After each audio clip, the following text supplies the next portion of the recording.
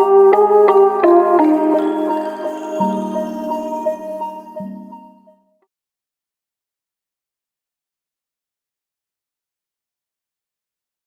alaykum. Bugun sizlar bilan kompyuter savodxonlik kursimizni birinchi darsini boshlaymiz.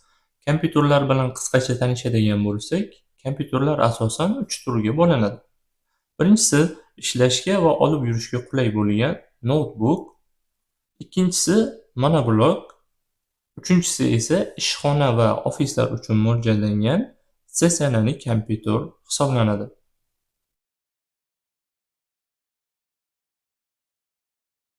Agar sizda statsionar kompyuter bo'lsa, protsessorida joylashgan ushbu yoqish tugmasi orqali yoqasiz. Sizda monoblok kompyuter bo'lsa, pastki yoki orqa tomonda joylashgan ushbu yoqish tugmasi orqali yoqasiz. Agarda sizda notebook bo'lsa, chapda yoki o'ng tomonda joylashgan ushbu yoqish tugmasi orqali yoqasiz. Kompyuterimizni ushbu yoqish tugmalari orqali yoqib olamiz.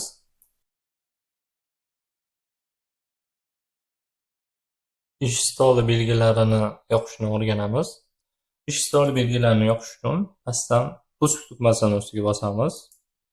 Bizga ushbu oyna ochiladi. Ushbu oynada biz parametr bo'limiga kiramiz. Parametr bo'limiga kirganingizdan so'ng chap tomonda joylashgan personalizatsiya bo'limiga o'tamiz. Personalizatsiya bo'limiga o'tganingizdan so'ng o'ng tomonda, ya'ni tema bo'limi bor. Tema bo'limiga o'tamiz. Tema bo'limiga o'tganingizdan so'ng ushbu oyna ochiladi. Ushbu oynaning past qismiga e'tibor bersangiz, parametr значка в рабочий стол turibdi. Ya'ni shuni ustiga bosasiz. Va bizda ushbu oyna ochiladi. Ushbu oynadan, ya'ni bizga ish stoli belgilarini, ya'ni keraklisini tanlaymiz. Bizga kerak kompyuter va korзина ko'proq kerak bo'ladi. Shu ikkalasiga kalishga qo'ydim. Agar sizga yana qo'shimcha nimadir kerak bo'ladigan bo'lsa, ya'ni kalishga qo'yib, oq tugmasini bossangiz bo'ladi. Menga kompyuter va korзина kerak edi. Kalishga qo'ydim va oq tugmasini bosdim. Xo'p, endi bu yerdan chiqib ketamiz. Xo'p, ko'rib turganingizdek, menga ya'ni korзина bilan этот kompyuterni qo'shib berdi.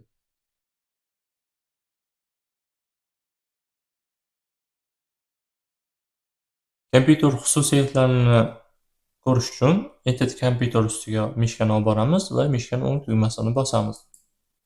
Bizda ushbu oyna ochiladi. Ushbu oynadan свойства bo'limini ustiga bosamiz. Ko'rib turganingizdek, bizga ya'ni kompyuterimiz xususiyatlari va ustanovka qilingan Windows xususiyatlarini ko'rsatib beradi. Demak, kompyuterimning nomi asosiga Intel Core i5 Core bo'ladi yoki bo'lmasa Ryzen bo'ladi. Core'ni 3i bor, 5i bor, 7si bor va 9i bor. Shunga qarab, ya'ni kompyuter protsessori kuchayib boraveradi. Ko'proq e'tibor asosan operativniy pamyatga ham bog'liq. Eng kichkinasi hozirda operativkasi 4 talik bo'ladi, 8 talik bo'ladi, 16 talik, 32 talik va 64 taligi bo'ladi. Keyingisi kod ustroyство turibdi. Bu kodni, ya'ni siz hech kimga bermasligingiz kerak bo'ladi. Kod produktini ham iloji boricha hech kimga tashlab bermasligingiz kerak bo'ladi. Xo'p, pastga e'tibor bersangiz, endi Windowsimiz xususiyati, ya'ni menda Windows 11 домашняя versiyasi 23.2. Xo'p, ustanovka bo'lgan sanasi turadi bu yoqda, ya'ni qachon ustanovka qilganingiz, sborka turibdi. Ya'ni bu yerdan demak biz kompyuterimizni va ustanovka qilingan Windowsni xususiyatlarini ko'rib olsak bo'ladi.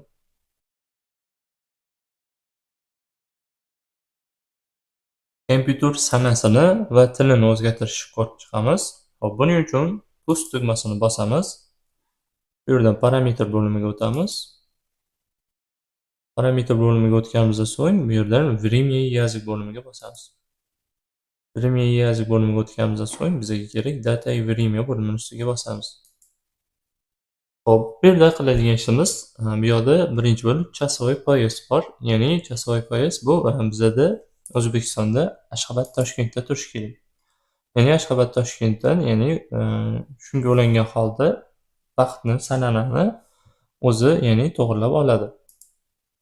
Hop, bu yerda tepadan, ya'ni o'zi tanlash uchun gadjetni yoqib qo'ydim.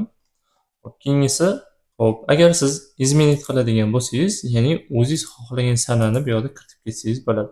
Lekin bizga ustanavливать время avtomatikasini yoqib qo'yganimiz yaxshi. Ya'ni har bir internetga ulanganimizdan so'ng, ya'ni o'zi to'g'rilab oladi.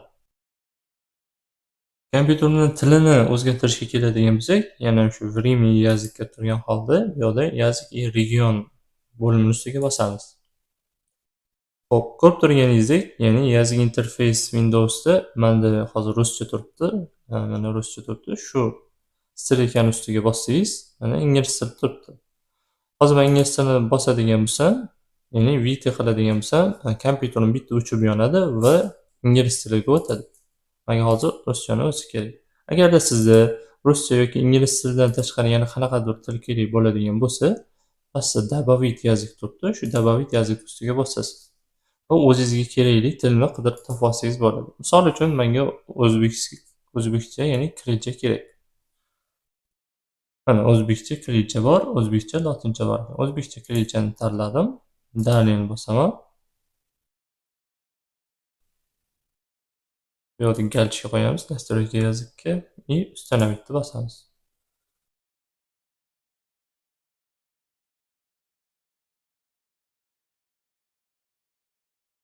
Hozir ham ya'ni internetdan yuklab oladi va ustanovka qilib beradi. Ko'rib turganingizdek bizga o'zbekskiy kirillchani qo'shdi. Mana bu yerda o'zbekcha turibdi. Lekin kompyuter har doim ruscha va ingliz tilida turgani yaxshi. Chunki hozir o'zbekchaga o'tkazganingiz bilan ayrim bir настройкалар, ya'ni ayrim bir sozlamalar o'zbek tilida, ayrim bir sozlamalar rus tilida, ayrim bir sozlamalar ya'ni ingliz tiliga o'tib qoladi. Shuning uchun yoki rus tilida yoki ingliz tilida ishlatganingiz qulayroq bo'ladi. Demak, bu yerdan ya'ni добавить qilib qo'shimcha tillar qo'shsak bo'ladi.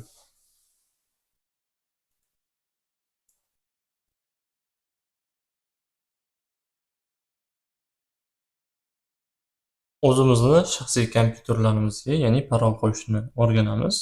Parol qo'yish uchun, ya'ni pust tugmasiga bosamiz va yana parametrga kirib olamiz. Parametr bo'limiga o'tganimizdan so'ng bizda uchetniy zapis chiqadi. Uchetniy zapis bo'limiga bosganimizda bizda ushbu oyna ochiladi. Shu oynadan bizga kerak bo'ladi variant VHD bo'limiga o'tamiz. Variant VHD bo'limiga o'tganimizdan so'ng bizda parol turibdi. Shu parol ustiga bosamiz. Bizda pastda izmenit chiqadi. Izmenit tugmasini bosamiz. Bizda ushbu oyna ochiladi. Ushbu oynadan biz новый parol qismiga, ya'ni yangi o'zimiz qo'ymoqchi bo'lgan parolni kiritamiz va past qismiga esa, ya'ni tepada kiritgan parolimizni takroran kiritishimiz kerak bo'ladi.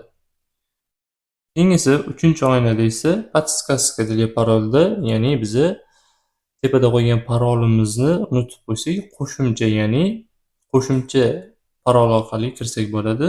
Ya'ni подсказкада, ya'ni yana bitta qo'shimcha parol kiritib ketsak bo'ladi. Xo'p, parolni kiritib bo'lganingizdan so'ng pastdan Daley tugmasini bosasiz.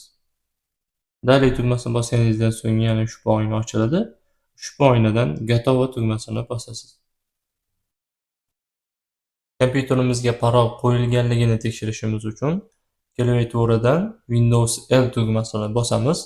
Windows L tugmasi kompyuterni blokirovka qiladi va qaytadan parolimizni terib kompyuterni ochib olamiz.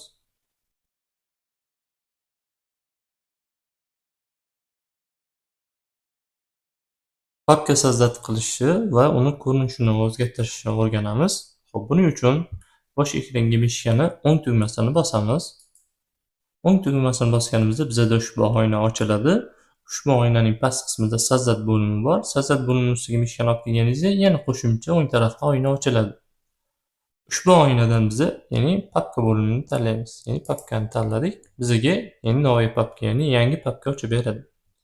Biz shu yerning o'zida, ya'ni ichini o'chiramiz va nom berib ketsak bo'ladi. Misol uchun men 23 deb nom berdim va enter tugmasini bosdim.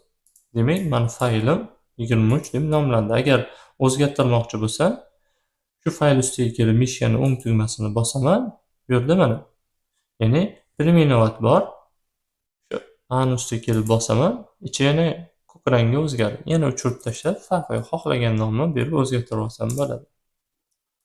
Xo'p, nomini o'zgartirishni o'rgandik. Endi ko'rinishini o'zgartirishga keladigan bo'lsak, ushbu fayl ustiga mishkani olib boramiz va mishkani o'ng tugmasini bosamiz. Bizda ushbu oyna ochiladi. Ushbu oynadan svojstva bo'limiga o'tamiz. Svojstva bo'limiga o'tganingizdan so'ng sizda ushbu oyna ochiladi. Ushbu oynada bu yerda sajdat qilgan papkamizni xususiyatlarini ko'rsatib turadi. Ya'ni qaysi faylda joylashgan, ichida necha baytli yoki necha megabaytli yoki bo'lmasa necha gigabaytli ma'lumot bor, hammasini ko'rsatib turadi. Nechta fayl bor, nechta papka bor, hammasini ko'rsatib turadi. Va shu papkangiz qachon, qaysi sanada, qaysi vaqtda sajdat qilganingizni ham ko'rsatib turadi. Xo'p, endi ko'rinishini o'zgartirishga keladigan bo'lsak, tepadan nastroyga bo'limiga o'tib olasiz. Nastroyga bo'limi ustiga bosdim. Bizda ushbu oyna ochiladi. Ushbu oynada past qismiga e'tibor bersangiz, sme'niy значок bo'limi bor. Shu sme'niy значок bo'limi ustiga bosasiz. Bizda ya'ni ko'plab значокlarni chiqarib beradi. Bu yerda o'zingizga yoqqanini, ya'ni o'zingizga kerakli bo'lganini tanlasangiz bo'ladi. Misol uchun men shu daraxtni tanladim va ok tugmasini bosaman. Ko'rib turganingizdek o'zgardi. Endi pastdan переменить bosaman. Переменить bosgandan so'ng ok tugmasini bosib chiqib ketaman. Ko'rib turganingizdek bizda faylimizni ko'rinishini o'zgartirib berdi.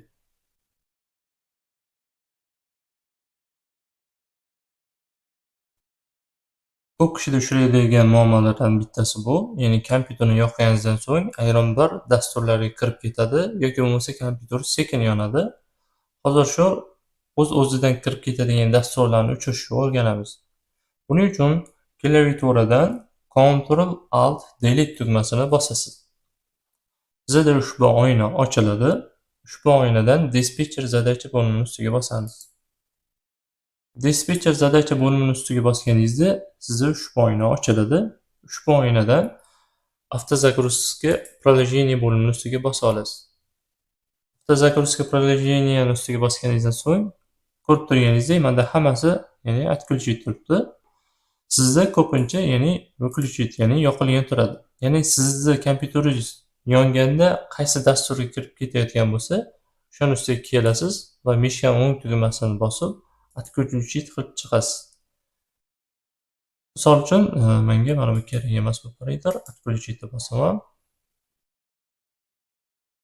Windows Security ham kerak emas. Men ustiga kelib mishkan o'ng tugmasini olib отключить qilib qo'yaman. Hammasini отключить qilib qo'ysangiz, ham kompyuter tez yonadi, ham kompyuter yonganda shu dasturlarga o'z-o'zidan kirib ketmaydi.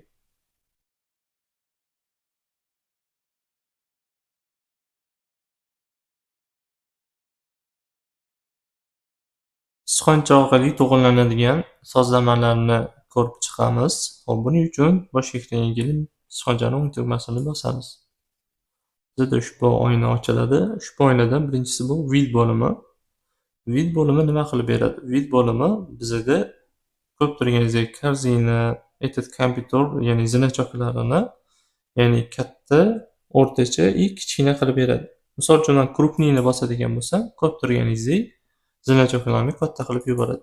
Agarda men vid bo'limiga o'tib turib melkini tanlaydigan bo'lsam, ya'ni hammasini kichkina qilib yuboradi. O'zi o'rtachasi bu обычныйda turgani yaxshiroq. Ya'ni katta ham emas, kichkina ham emas. Обычныйga qo'yib qo'ydim. Hop, keyingisi vid bo'limining o'zidan упорядочить значков автоматически turibdi. Agar men buni bosadigan bo'lsam, burchagidagi papkam bu yerga kelib qoladi. Ya'ni bu yer to'lmasidan oldin fayllaringiz boshqa joyga olib o'ta olmaysiz. Ya'ni shu qator bo'yicha ketadi. Qachon bu qator to'lsa, keyin bu qatordan, ya'ni keyingi qatordan davom etsangiz bo'ladi. Ya'ni faylni boshqa joyga olib bo'lmaydi. Ya'ni har bitta sajdat qilgan faylingizni ketma-ketlikda joylashtirib chiqadi. Men buni o'chirib qo'yaman men. Hozir yoqib qo'ydim. Ustiga bossangiz yonadi, yana bir marta bossangiz o'chadi. Mana endi o'chirib faylni istalgan joyga olib kelib qo'ysam bo'ladi. Keyingisi Vyrovniye значки по sitga turibdi. Agar bunga galishga qo'yadigan bo'lsangiz, har bitta значок tusiga kelib bosadigan bo'lsangiz, ko'p turganingizdek chetiga to'rtburchak qilib ramka qo'yib beradi. Mana korzinani ustiga bosadigan bo'lsangiz, mana to'rtburchak ramka qo'yib beradi. Yoki bo'lmasa ushbu fayl ustiga bosadigan bo'lsam, chetiga ramka qo'yib beradi. Bu ramka qo'yib, ya'ni o'zingiz xohlasangiz qo'ysangiz bo'ladi, xohlasangiz o'chirsangiz bo'ladi. Men hozir yoqqan edim. Yana bir marta bosaman, o'chadi. Xo'p, endi bit bo'limidan oxirgisi bu отображать значки рабочий stolda bosadigan bo'lsam, ya'ni рабочий stolimdagi hamma fayllarni, ya'ni sekret qilib qo'yadi. Ya'ni ko'rinmaydigan ko'rinishga olib kelib qo'yadi. Ya'ni hech kim ko'ra olmaydi sizni рабочий stolingizdagi fayllarni. Qaytadan yoqish uchun yana vid bo'limiga o'tib, bu yerdan отображать значки рабочий stol ustiga kelib bosadigan bo'lsam, hammasini qaytadan, ya'ni yoqib beradi. Hop, vid bo'limi tushunarli bo'lgan bo'lsa, keyingisi sortirovka. Sortirovkani bo'limini ustiga kelganimizda bizda ushbu oyna ochiladi. Ya'ni bu sortirovka qilib beradi, ya'ni ketma-ketlikda. Xohlasangiz ushbu fayl papkalaringizni sortirovka qilsangiz bo'ladi, nomi bo'yicha, ya'ni alfavit bo'yicha A, B, C deb bo'yicha qilsangiz bo'ladi, yoki bo'lmasa ichidagi ma'lumotlarga qarab, razmeriga qarab qilsangiz bo'ladi. Ya'ni qaysidir 1 gigabayt, qaysidir 2 gigabayt, qaysidir bir 3 gigabayt bo'ladigan bo'lsa, o'shanga qarab ketma-ketlikda sortirovka qilib beradi. Keyingisi tip elementida, ya'ni faylingizni turiga qarab ajratib beradi. Oxirgisi bo'lsa data изменение turibdi. Ya'ni siz qaysi sanada, misol uchun, birinchi sanada qilganingizni birinchi qo'yib beradi, ikkinchi sanada qilganingizni ikkinchi sanada, uchinchi sanada qilsangiz uchinchi sanada joylashtirib beradi. Hozircha bu data изменениеda turgani yaxshiroq, ya'ni qaysi papkani qaysi sanada, misol uchun birinchi sanada emas, 5-sanada qiladigan bo'lsangiz, ya'ni o'sha sanada turadi. Hop, keyingisi обновить. Обновить bu kompyuterni обновить qilib beradi. Ya'ni ko'proq обновить qilish qachon bo'ladi? Kompyuteringiz qotganda, ya'ni обновить mishka tugmasini bosib обновить qilib tursangiz, ya'ni kompyuter o'zini bitta yangilab oladi. Hop, keyingisi отменить удаление turibdi. Hozir biz papkani удалить qildik. Отменить удаление qilsam, ya'ni boyangi birinchi sozdат qilgan papkamni qaytarib beradi korzinkani ichida. Yana отменить orqaga qaytarish bo'ladi. Agar yana oldiga qaytarib yubormoqchi bo'lsam, yenut chiqdi endi mana, yenutni bosadigan bo'lsam, yana korzinkani ichiga tushib ketadi. Keyingisi sozdат. Sozdat bo'limidan boya biz papka yaratgan bo'lsak, bu yerda yarlik, xohlasangiz Excel, Word, PowerPoint xohlagan bir faylingizni, ya'ni sozdat qilib olsangiz bo'ladi. Keyingisi parametr ekran, ya'ni ekran sozlamalari. Keyingisi personalizatsiya bo'limidan o'tib, рабочий stolingizdagi fonlarni o'zgartirsangiz bo'ladi. Открытый terminal bizga kerak emas. Terminal, ya'ni dasturlashni bilgan odamga terminal yaxshiroq bo'ladi. Ya'ni har bitta kompyuter o'zida o'zini terminali bor. Показать дополнительный parametrni bosadigan bo'lsak, bizda xuddi o'shani boyangi oynani boshqacha ko'rinishda ochib beradi.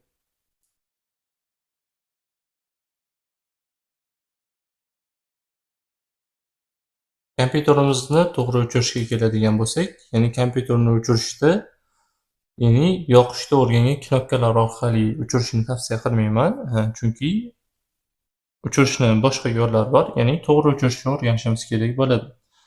Kompyuterlarni to'g'ri o'chirish uchun post tugmasini bosasiz.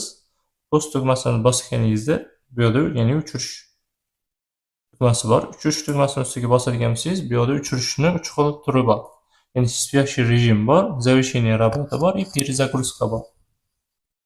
Спящий rejim bu, ya'ni kompyuterning ekranini o'chiradi, lekin ichki operatsion tizimini o'chirmaydi. Ya'ni xuddi telefoningizni blokirovka qilgan kabi, ya'ni ichki sistemasi ishlagan holda turadi, lekin kompyuterni o'zi o'chmaydi. Keyingisi завершение работы bu kompyuterni eng to'g'ri o'chirish yo'li bo'ladi va kompyuterni butunlay o'chiradi. Keyingisi перезагрузка.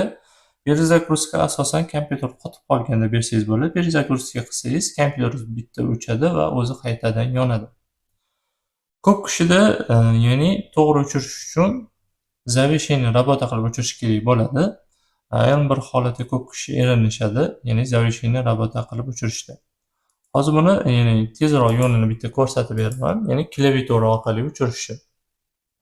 Klaviatura orqali zavisheniyani rabota qilish uchun klaviaturani o'zidan Alt F4 knopkasini bosasiz. Agar sizda Alt F4 knopkasi ishlamasa, Fn Alt F4 knopkasini bossangiz ushbu oyna ochiladi.